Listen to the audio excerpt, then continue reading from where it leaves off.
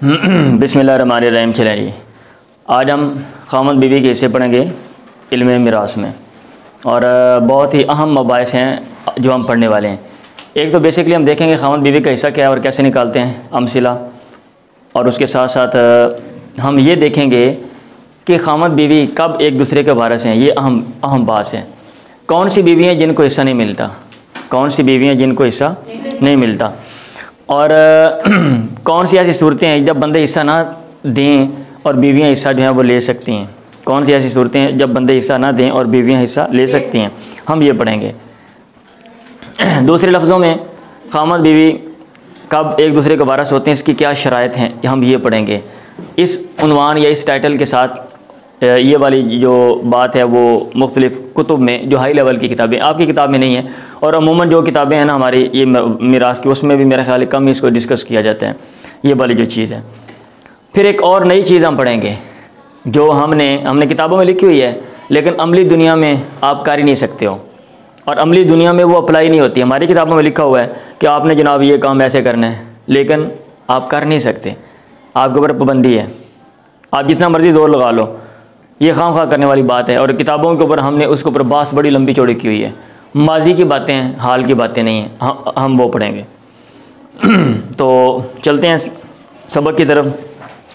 सबसे पहले ऊपर आप टाइटल दे दें अज़्ज़ौजान, खामद बीवी। तो खामद बीवी जो है, खामद को क्या कहते हैं ज़ौज, और बीवी को क्या कहते हैं ज़ौजा। जो ज़ौज होता है उसके शरीयत ने दो हिस्से दिए हुए हैं। कितने हिस्से दिए हुए हैं? दो।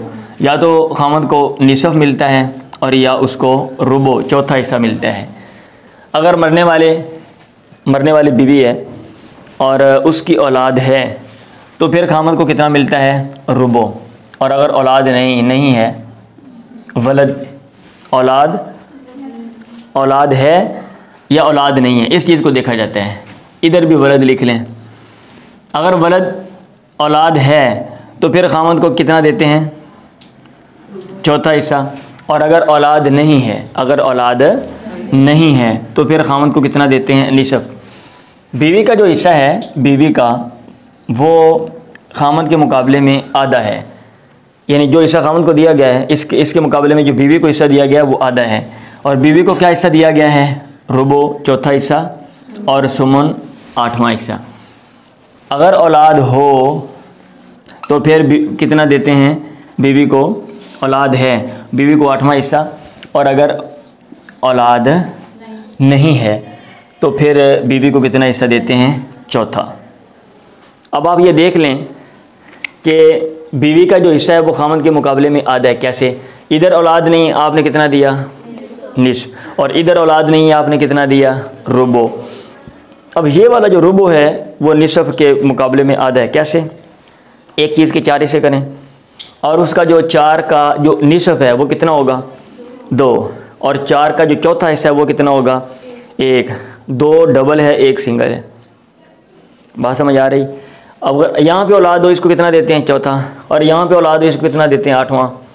आप एक चीज़ के 8 हिस्से करें तो उसका आपने चौथा निकालना है, वो कितने होंगे? 2। 4 2 8। और आपने 8वां निकालना है, वो कितने होंगे? 1। तो ये हिस्से हैं। अब मिसालें, मसलन यहाँ पे कोई बंदा फौत होता है और बीवी छोड़ जाता है और औलाद नहीं है तो बीवी को कितना देंगे? चौथा हिस्सा। और हमेशा क्या होता है? असबा। आप माल के कितने हिस्से करेंगे? 4, चौथा हिस्सा इसको और 3 इसको।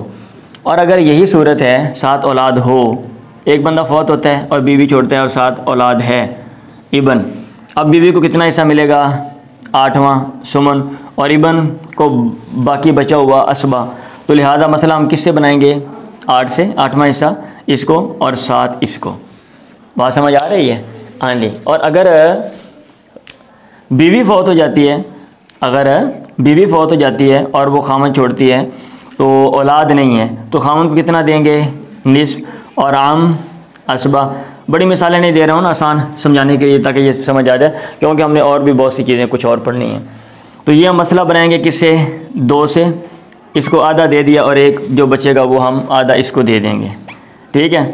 और यहाँ पे बीवी फौत होती है और खामद है और उसके साथ इबन भी है, तो बेटा तो असबा और औलाद मौजूद है बीवी की, मरने वाले की, तो इसको क्या मिलेगा, रुबो। माल के कितने हिस्से किए, 4, चौथा हिस्सा इसको और 3 इसको। ये बात समझ आ गई है, ये हैं बेसिक हिस्से। अब अगला जो मसला ये है कि हमने यहाँ पे वलद वलद लिख दिया है कि वलद से क्या मुराद है, वलद से क्या मुराद है, ये वाली जो चीज़ है वलद, आप वलद से क्या मुराद ले रहे हो। तो वलद के बारे में लिखा हुआ है मैं यंतसिबु इलल मुतवफ़ा, मैं यंतसिबु, वलद से मुराद वो है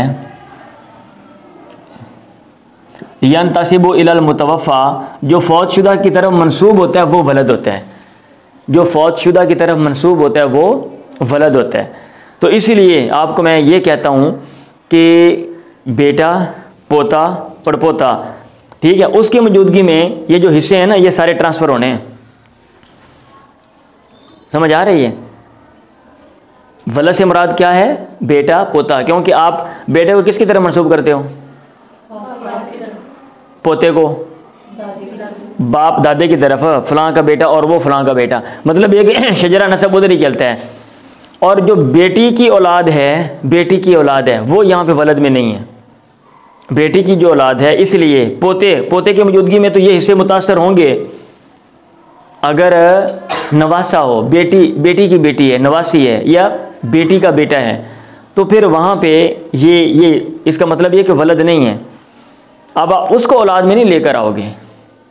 अगर हम कोई मसला बनाते हैं, यहाँ पे हमने मसला बनाया, यहाँ पे इबन हमने रखा हुआ था, फ़र्ज़ किया यहाँ पे यही मसला है, ये मसला है, यहाँ पे मैं कहता हूँ ज़ौजा और बेटी का इबन, नवासा, बेटी का बेटा। अब इसकी हम ये नहीं कहेंगे कि ये वलद है, बेटी को बीवी को हम यहाँ पे देते हैं कितना, सुमन देते हैं, औलाद मौजूद है, हम ये नहीं कहेंगे, बल्कि ठीक है, ये ज़वील अरहाम में से है ना, ज़वील अरहाम में से है, तो इसको देना है या नहीं वो अलग मसला है, ये उसको मुतासर नहीं करेगा। कांटा लगाने का मतलब ये है कि कोई औलाद नहीं है, औलाद नहीं है, ठीक है। तो यहाँ बीवी को क्या देंगे, यहाँ हम बीवी को रुबो देंगे, बीवी को हम रुबो देंगे। अब आपको बात समझ आ गई है औलाद वाली कि वलद से क्या मुराद है, वलद से। फिर एक और बात समझ लें, वो ये है कि हजब का लफ्ज़ आता है और हिरमान का लफ्ज़ आता है। एक लफ्ज़ हजब का आता है और एक लफ्ज़ आता है हिरमान का। हिरमान का मतलब ये होता है कि कोई ना कोई माने पाया जाता है, हिरमान का मतलब ये होता है कि वहाँ पे कोई ना कोई माने पाया जा रहा है जिसकी वजह से एक वारिस को नहीं मिल रहा। और हजब का मतलब ये होता है कि वहाँ पे आर्जी तौर पे कोई वारिस है और वो वारिस उसका हिस्सा ले जा रहा है, रुकावट पेश आ गई, और अगर वारिस ना हो तो फिर उसको मिलेगा।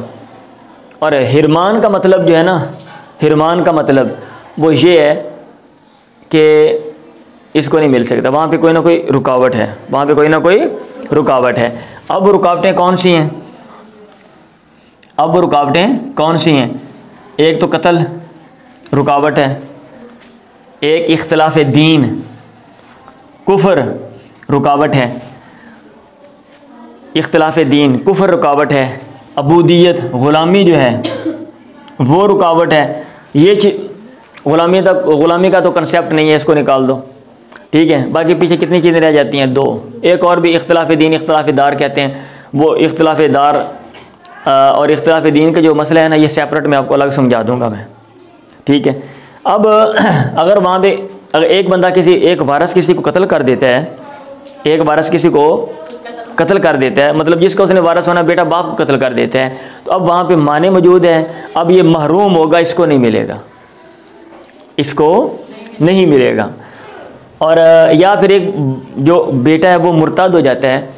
इर्तिदाद का मसला भी मैं आपको नेक्स्ट में आपको पढ़ाऊँगा मैं, कि आजकल दुनिया में क्या हो रहा है और क्या हिसाब किताब है, दुनिया में कैसे लोग जो हैं वो मज़हब को छोड़ रहे हैं, और बहुत से मुसलमान इस्लाम को छोड़ रहे हैं, बहुत से जो क्रिश्चियन हैं वो ईसाईयत को छोड़ रहे हैं, और उसके पीछे क्या रीज़न है, ठीक। और अगर कोई बंदा ऐसा कर लेता है तो फिर वो वारिस नहीं है, ये बात तो ठीक है भाई, ये बात तो सही है ना, इतनी तो समझ आ गई है। अब जो अगला मसला है वो ये है जो मैं आपको समझाने वाला हूँ, कि अगर कहीं पे हिरमान यानी माने मौजूद है, वारिस कत्ल कर देता है, उसको तो नहीं मिल रहा, लेकिन वो दूसरों को मुतासर करेगा या कि नहीं करेगा, ये अगला क्वेश्चन है।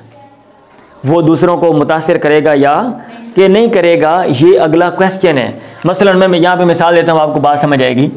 वो ये है कि यहाँ पे है माँ और यहाँ पे है इबन और यहाँ पे है क्या कहते हैं अम, ठीक।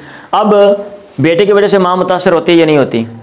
होती है। ये कह रहे हैं नहीं होती, होती है, क्योंकि हजब की दो किस्में आपने पढ़ी हुई हैं। एक है हजब रुकावट बनना, हजब नुकसान, और एक है हजब हिरमान, रुकावट बनना और बिल्कुल कुछ ना मिले। जैसा कि बेटे के साथ बहनें आ जाएं तो बेटा वहाँ पे रुकावट बन जाता है और बहनों को बिल्कुल नहीं मिलता, वहाँ पे हजब हिरमान पाया जाता है। और या फिर हजब नुकसान कि हिस्सा कम कर दे। अभी माँ को बेसिकली कितना हिस्सा मिलता है? तीसरा हिस्सा, लेकिन बेटे की वजह से कितना हिस्सा मिलता है? यहाँ पे कितना मिल रहा है? छठा हिस्सा। अभी तीसरा हिस्सा ज़्यादा है कि छठा हिस्सा ज़्यादा है? छठा हिस्सा थोड़ा है, तीसरा हिस्सा ज़्यादा है। अभी एक चीज़ के 6 हिस्से आपने किए, तीसरा हिस्सा डबल है 2 और छठा हिस्सा 1 है।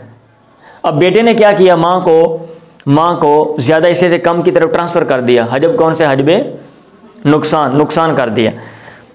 अब यही जो बेटा है, फ़र्ज़ किया यही जो बेटा है ये कुफ्र कर लेता है, ये मज़हब छोड़ देता है, अब ठीक है, इसको तो नहीं मिलेगा, इसको नहीं मिलेगा। लेकिन अगला मसला ये है कि ये इसको रुकावट, मतलब है इसके लिए हाजिब साबित होगा या कि नहीं होगा, ये इसको मुतासर करेगा या कि नहीं करेगा। तो ये मसला जो है ये भी अहले इल्म में इख्तिलाफी है। अब इसमें कितना नुक्ता नज़र हैं? इसमें 3 नुक्ता नज़र हैं। कितने नुक्ता नज़र हैं? 3। जो अमूमन पाया जाता है, जो मतलब है इबन इसका हाजिब होना या फिर ना होना, ठीक है, या फिर ना होना या ना होना, हाजिब है या कि नहीं है। इसमें 3 नुक्ता नज़र हैं। एक जमहूर का है, जमहूर से मुराद अक्सरियत का। इसमें कौन है? इमाम अबू हनीफा, इमाम मालिक और इमाम शाफी। इमाम अहमद का नाम नहीं लिखा हुआ जहाँ से मैंने ये चीज़ें जो है वो ली हैं।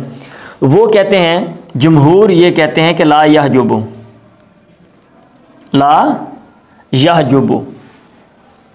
जमहूर ये कहते हैं कि ला यहजुबु, ये हाजिब नहीं है, ये रुकावट नहीं डालेगा। अब इसका मतलब ये है कि इसका होना ना होने की तरह है, इसका ना होना बराबर है, और माँ को उसका अपना हिस्सा ही मिलेगा।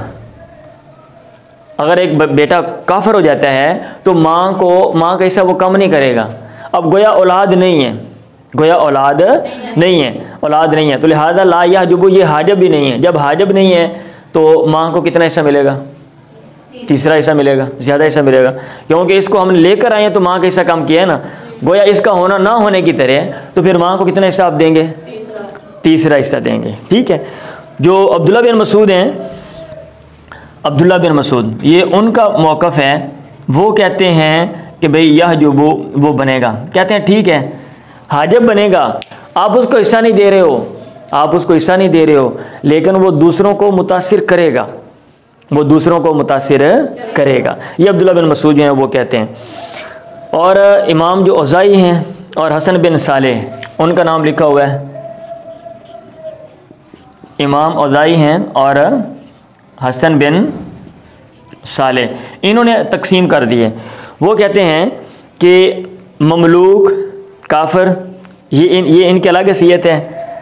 अल ममलूक, सवेरे सवेरे इन्हों सेब इतने बेचने आए मदरसे के सामने आन के, ठीक है, बाहर इन्हें सेब नहीं बिकते हैं। ममलूक और काफिर ये अलग हैं, और ये जो कातिल है ये अलग है। वो कहते हैं कि ये वाले जो है ना, ये ला यारिसानी, ये दोनों वारिस नहीं होंगे, वला यहजुबानी, और हाजिब भी नहीं होंगे, ममलूक और काफिर। लेकिन ये वाला जो कातिल ये वारिस नहीं होगा, लेकिन हाजिब होगा। कैसे? यहाँ पे बेटे ने बाप को कत्ल कर दिया, अब इसको इसकी विरासत में से हिस्सा नहीं देंगे इनके मुताबिक, लेकिन ये हाजिब होंगे, रुकावट बनेंगे, मुतासर करेंगे।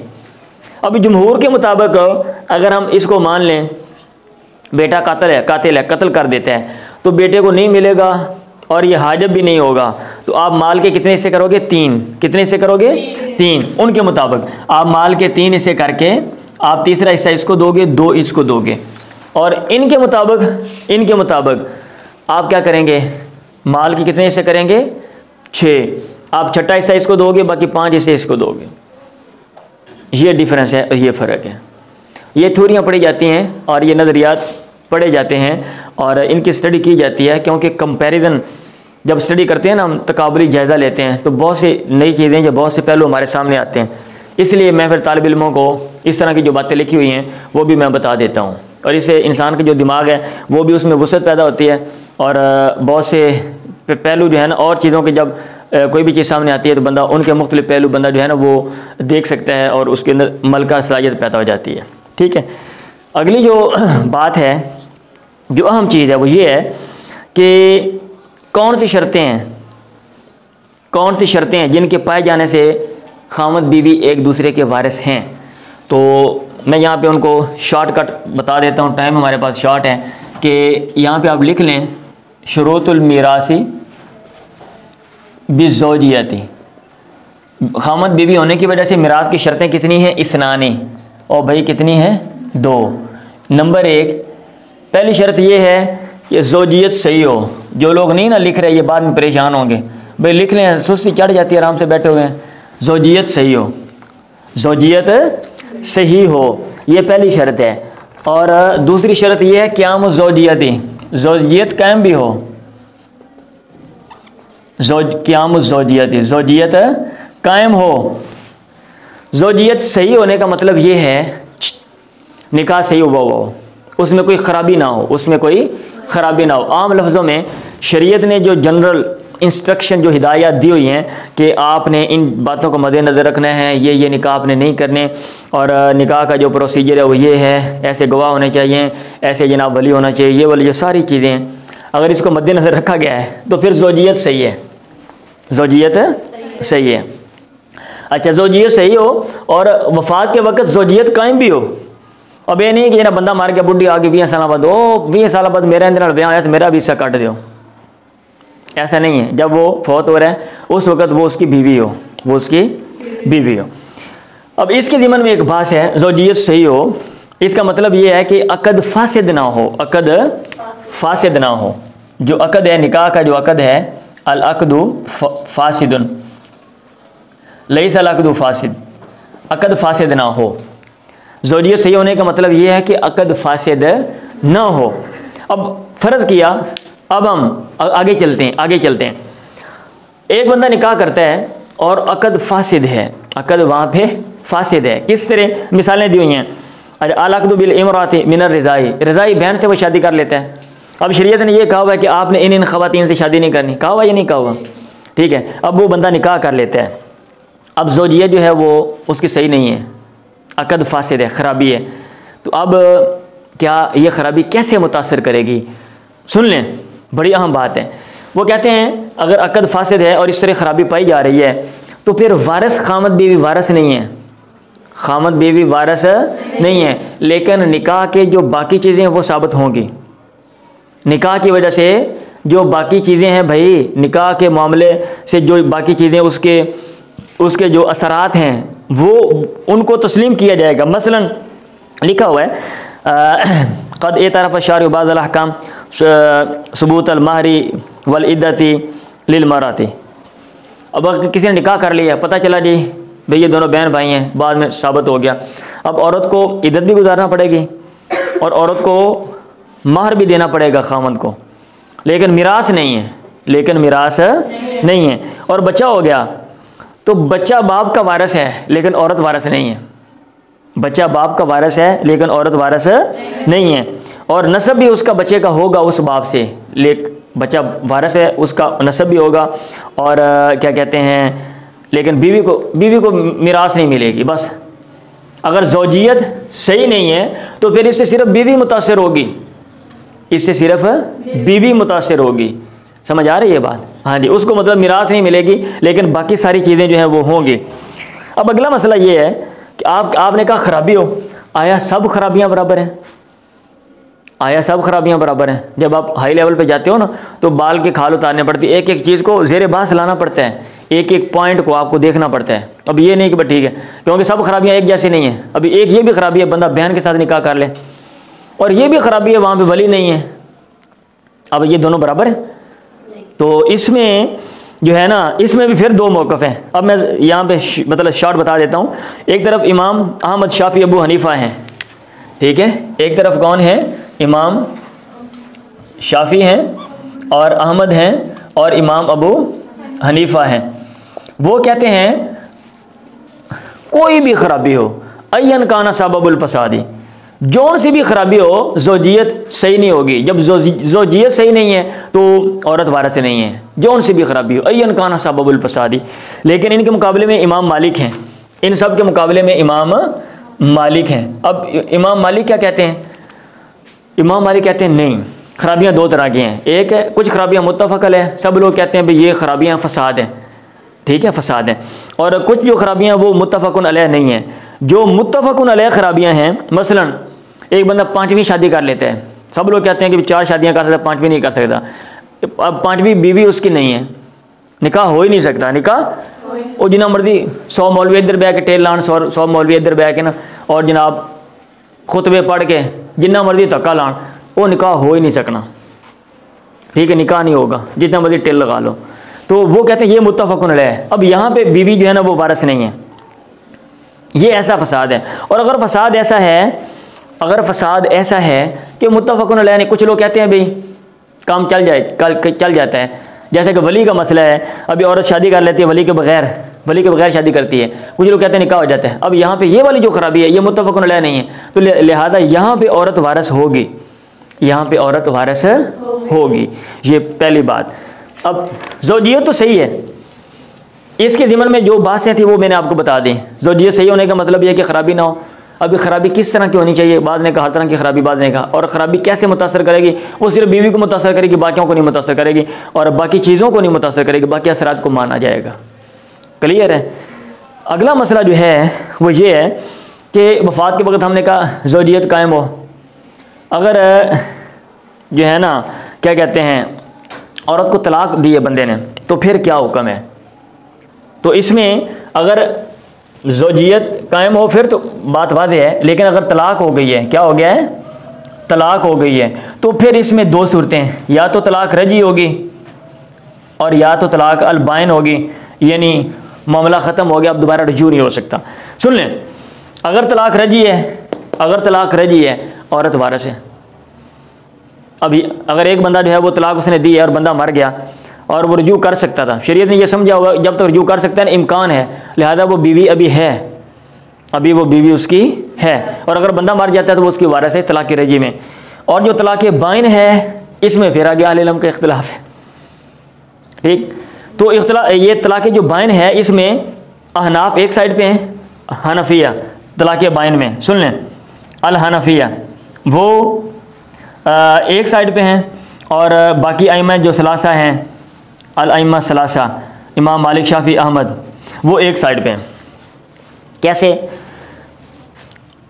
अहनाफ ने ये जो यहाँ पे बात की है ना वो बड़ी अच्छी है और वो गौर तलब है। कैसे?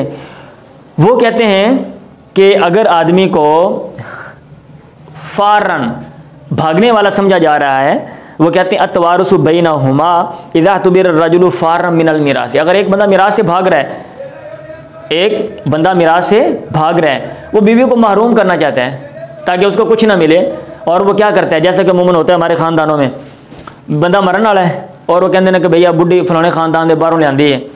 ज़िंदगी में भी हम उसके कोई हुकूक जो है ना उसका मद्देनज़र नहीं रखते, उसको हम ऐसे काम लेते हैं जैसे जनाब कोई लौंडी है, या जनाब हमने कोई ग़ुलाम रखा हुआ है घर में, कोई खादिमा नौकर रखी हुई है, और लोग कर लेते हैं, और मरते हुए कहते हैं कि ठुड्डा मारो निकालो इसको क्यों जायदाद देनी है, हमने जायदाद ज़्यादा है, 2-4 किले देने पड़ेंगे, प्रॉपर्टी है, मार्केट है, दुकानें को एक आध दुकान देनी पड़ेगी, भाई वो लाखों की है, इसको निकालो, दफ़ा करो, तलाक दे दो इसको। डॉक्टर क्या देते हैं, ये मरने वाला है, इसको फलां बीमारी है, हाँ आप घर ले जाओ, खिदमत करो, वो तलाक दे देते हैं। अगर ऐसी सूरत हाल है, अहनाफ कहते हैं अतवारुसु बैनहुमा, क्योंकि उसने जानबूझ के, शरीयत ने कहा मिरास है और उसने वो हिला किया है, तो उसका एतबार नहीं है, लिहाजा मिरास है। और ये जो अहनाफ ने बात की है ना, ये हमारे अमूमन माशरे में होता है कि मैं ऐसे लोगों को मैं जानता हूँ कि भाई उन्होंने जनाब बंदा बूढ़ा और लड़की वालों ने लड़की की शादी कर दी नौजवान, इसलिए कि बंदा बड़ी जायदाद है, चलो कल मरेगा कोई ना कोई दे जाएगा ना। अब बेचारी वो 5 साल 7 साल 8 साल 10 साल वो उसके साथ गुजारती है। अब जब वो मरने वाला हो गया, 4 पे पड़ गया, अब वो क्या करता है, उसको तलाक दे देता है। बात समझ आ रही है? हाँ जी, तलाक दे देता है। क्यों? अब वो औरत आगे क्या करे बताएं? अब उसको मतलब कौन इतनी जल्दी हमारे माशरे में कौन उसके साथ शादी करेगा, या क्या हिसाब किताब है? अब उसको वो जनाब छोड़ देते हैं। तो अगर ऐसी सूरत हाल, अहनाफ कहते हैं नहीं ये गलत चीज़ है, वो वारिस है, वो वारिस है। शाफी, इमाम शाफी क्या कहते हैं, मैं बोल देता हूँ टाइम। इमाम शाफी कहते हैं वो तो बिल्कुल ही वारिस नहीं है ना, क्योंकि तलाक होगी लिहाजा मामला ख़त्म। क्योंकि औरत वारिस होती है ज़ौजियत की वजह से, औरत वारिस होती है ज़ौजियत की वजह से। वो कहते हैं ज़ौजियत ख़त्म है लिहाजा वो वारिस नहीं है, ये इमाम शाफी कहते हैं। तो इमाम अहमद ने कहा इन्ना तारिस व तबाद इंतहाई लिदा थी लेकिन कबला। इमाम अहमद ने कहा हाँ वारिस है, लेकिन दूसरी शादी से पहले अगर उसने आगे शादी कर ली तो फिर जनाब फिर वारिस नहीं। ये खाम का पाबंदी लगा रहे हो आप भाई। अब हमारे माशरे में एक औरत के साथ ये मसला बन गया, तलाक दे दी, बंदा जनाब मर गया, प्रॉपर्टी मुतनाज़, अदालत में चले जाओ और 10 साल 15 साल केस चलता है प्रॉपर्टी का। लंबे केस होते हैं सिविल भाई, लंबे केस होते हैं। 2000 में फ़ाइल किया, अभी जाके 2020 में, 1990 में आपने फ़ाइल किया है और 2015 में जाके फैसला होता है। इतने लंबे होते हैं। अब इसका मतलब ये है कि औरत बैठी रहे, ये 15-20 साल जड़े ना मैं और इंतजार करना ताकि मैंने प्रॉपर्टी मिले, फिर मैं आगे शादी कर लवांगे। हाँ, बूढ़ी दुल्हन जा रही है, बूढ़ी दुल्हन, और कोई बाबा लबना पाएगा फिर बुढ़ा उस तरह का। तो ये बात भी अजीब सी है। इमाम मालिक ने इन्होंने कहा इन्ना तारिस फ़ी कुल्ली हालिन हत्ता बाद ज़वाजी। इमाम मालिक ने कहा हुआ भाई नहीं, अगर किसी ने तलाक़ बाइन दी है ना तो वो औरत वारिस है, खा वो आगे शादी करे या ना करे, जो भी हिसाब किताब वो वारिस है, बंदे ने हिला किया, ठीक है। अब आप मुझे ये कहेंगे कि अहनाफ, आपने कहा अहनाफ ने भी कहा है वो वारिस है, मालिक ने भी, तो मालिक इधर क्यों है? दरअसल अहनाफ ने कहा कि ये देखा जाएगा सिचुएशन, अगर आदमी वहाँ पे भाग रहा है, इदा तुबिर रजुल फारन मिनल मिरासी, तो फिर वारिस है, अदरवाइज नहीं। ये भी सूरत हो सकती है। ये देखें, बंदा पे आया और बुढ़ी जान छुड़ाती पई है, बूढ़ी जान छुड़ाती है, अभी मुझे नहीं पता 4 पे बढ़ के खिदमत करनी पड़ती है, दवा करो मुझे तलाक दे दो। अब यहाँ पे औरत भाग रही है, बंदा नहीं भाग रहा, तो यहाँ पे अगर वो तलाक बाइन दे देता है तो अहनाफ कहते हैं अब वो वारिस नहीं है, क्योंकि बंदा फारुन मिनल मिरास, बंदा मिरास से भाग नहीं रहा। यहाँ पे बंदा नहीं भाग रहा, यहाँ तो औरत खुद चली गई है। बात समझ आ गई है? अच्छा, एक और जो बात है इस चैप्टर के ज़िमन में हमारी किताबों में लिखी हुई है, वो ये है कि हम जो गैर मुस्लिम हमारे माशरे में रहते हैं उनका भी देखेंगे सिस्टम क्या है। अगर उन्होंने कोई ऐसी शादी की हुई है जो हमारे मुताबिक ठीक नहीं है, मसलन किसी ने अपनी आंटी से शादी कर ली है, किसी ने फूफी से शादी कर ली है, जो भी है, तो लिहाजा उनको भी हम वारिस नहीं होने देंगे, कहते हैं ला यसबतु बितवारुस इंदल हनफिया, अहनाफ के नज़दीक तवारुस नहीं है। कैसा? अल-फसाद बिसबब तखल्लुब शर्तिन लिल निशाई वल बकाई, अगर कोई ऐसी शर्त है वो मफकूद है, ऐसी शर्त जिसकी वजह से निकाह होता है और निकाह बाकी रहता है, ठीक है। जैसे कोई बंदा जो है वो शादी कर लेता है अज़्ज़ौजतुल मुहर्रमत वला सबील तबीदी, ऐसी औरत जो हमेशा के लिए हराम है उससे शादी कर लेता है। अब चूँकि हमारे मज़हब में अगर कोई बंदा करे उसको बरकरार नहीं रख सकते, इसलिए अगर कोई गैर मुस्लिम ऐसा कर लेता है तो फिर उनके दरमियान तवारुस नहीं हम करने देंगे, ठीक है, उनके दरमियान तवारुस नहीं हम करने देंगे। और अगर कोई और ख़राबी है तो फिर जनाब तवारुस होगा। ये एक तरफ मौक़िफ़ है और इसको राज करार दिया हुआ है, और एक दूसरा भी मौक़िफ़ है कि यजरी तवारुस बैन गैरिल मुस्लिमीन मा दामल अक़्दु सय्यन इंदहुम, अगर अक़द सही है गैर मुस्लिमों के नज़दीक, हमारे नज़दीक सही है या नहीं वो छोड़ो, गैर मुस्लिम ये समझते हैं कि ये निकाह ठीक है तो फिर तवारुस है मतलब होगा। आजकल ये वाली जो चीज़ें हैं और ये वाले जो कवानीन हैं ये आप अप्लाई नहीं कर सकते। क्यों? क्योंकि ये मादी के माशरे नहीं हैं। आजकल हर एक जो तबका है, जो कम्यूनिटी है, उनके लिए अलग अलग सेपरेट लॉज, कवानीन, रूल बना दिए गए हैं। हमारे फैमिली लॉज अलग हैं, हमारे मुसलमानों में भी ये देखो, सुन्नियों के फैमिली लॉज अलग हैं और शियों की फ़िक़ा के मुताबिक है, जो अहले तशय्युअ हैं, और जो अहले सुन्नत है उनकी फ़िक़ा के मुताबिक है। फिर आगे उसमें भी ये कहा हुआ है कि अब अहले सुन्नत में बहुत बड़ी वैरायटी है, हाँ, बड़ी वुसअत है। अगर कोई बंदा शाफ़ी मतलब मज़हब रखता है, उसका वो मसलक है, या शाफ़ी कोई मालिकी है या कोई हनफी है, उस मसलक के मुताबिक आपके ये जो फैमिली सिस्टम है, जो आइली कवानीन हैं, उनको देखा जाएगा। तो चाहिए जाए कि आप गैर मुस्लिमों के बारे में ये बातें लिख दें और जनाब मतलब है इधर हम उनको डिस्कस करें या हमको फतवा दें, आप अमलन ये चीज़ें कर नहीं सकते हो। बात समझ आ रही है? हाँ जी। फिर एक जो चीज़ जो हमारी किताबों में मफकूद है, जो नहीं है, वो ये है कि भाई बंदा, औरत उसकी वारिस है या नहीं है, जब बंदा जो है ना वो मिरास से भागने वाला हो। अच्छा, अगर औरत मिरास से भागने वाली हो, इसको डिस्कस नहीं किया गया, क्यों? क्योंकि मादी में औरतों के पास प्रॉपर्टी नहीं थी। मादी में औरतों के पास प्रॉपर्टी, जायदाद, मलकियत सेपरेट हो, काबिल एतबार, जैसे यहाँ कोई बिज़नेस होता है, कोई फैक्ट्री होती है, वो ऐसा नहीं था। तो इसलिए क्योंकि सारी जायदाद बंदे के पास होती है, इसलिए कि बंदा जो है वो तलाक दे रहा है, भाग रहा है, और बंदा तलाक दे रहा है, नहीं भाग रहा है, ये चीज़ देखी जाती थी। तो आजकल मेरा ख्याल ये भी देखा जाएगा कि अगर औरत जो है वो भाग रही है कि भाई मेरा ये ना हो, जैसे कि बहुत सी औरतें हैं, मैं एक ऐसी औरत को जानता हूँ मैं, कि जिसने जनाब बहुत बड़ी डॉक्टर है और उसने अस्पताल बनाया हुआ है, बहुत बड़े पैसे कमाती है, गाड़ी शाड़ी रखी हुई है, खामद उसका जो है ना वो लल्लू है। खामद उसका सारा दिन कोई काम नहीं करता और सारा दिन जनाब जो वो सोया रहता है या लोगों के साथ फिरता रहता है और रोटी खा लेता है और जनाब ऑर्डर चलाता है अस्पताल में जो अमला है उसके ऊपर।